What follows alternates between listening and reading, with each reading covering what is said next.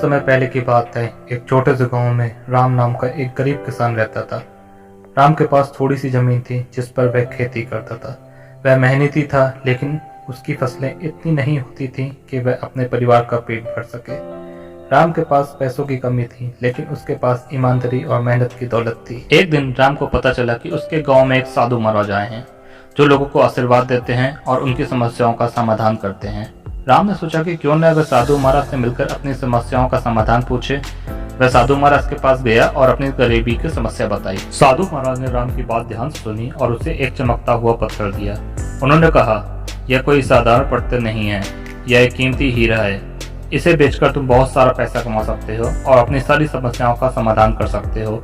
राम बहुत खुश हुआ और साधु महाराज को धन्यवाद देकर वह हीरा लेकर लौट गया। राम ने हीरे को अपनी मुट्ठी में कसकर पकड़ लिया और घर की ओर चल पड़ा। रास्ते में वह सोचने लगा, अगर मैं इस हीरे को बेच दिया तो मेरे पास बहुत पैसा होगा, लेकिन क्या मैं पैसे से मेरी सारी समस्याएं खत्म हो जाएंगी? क्या मुझे सच में हीरे की जरूरत है? वह सोचता रहा और घर पहुंचकर उसने हीरे को एक सुरक्षित जगह रख दिया। राम ने अगले कुछ दिनों तक उस हीरे के बारे में बहुत सोचा। उसे एहसास हुआ कि पैसों से वह अपनी गरीबी तो मिटा सकता है, लेकिन क्या उससे उसकी मेहनत और ईमानदारी की कीमत कम हो जाएगी? क्या पैसे से वह संतोष और खुशी खरीद पाएगा? राम ने महसूस किया कि पैसे की कीमत तभी है जब उसे सही तरीके से इस्तेमाल किया। आखिरकार राम ने निर्णय लिया कि वह हीरे को नहीं बेचेगा। उसने उसे वापस साधु महाराज के पास जाकर लौटा दिया और कहा, महाराज, मुझे अब समझ में आया कि असली दौलत मेहनत, ईमानदारी और संतोष में है, न कि मेरे पैसों में।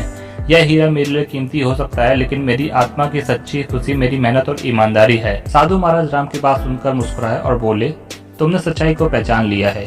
पैसा महत्वपूर्ण है, लेकिन उससे भी महत्वपूर्ण है उसे सही तरीके से कमाना और खर्च करना। राम ने साधु महाराज को प्रणाम किया और खुशी खुशी अपने घर लौट आया। उसने अपनी मेहनत और ईमानदारी से खेती की और धीरे धीरे उसकी फसलें बेहतर होने लगीं। वह अपनी मेहनत से खुश रहने लगा और उसे जीवन में सच्ची संतुष्टि मिली।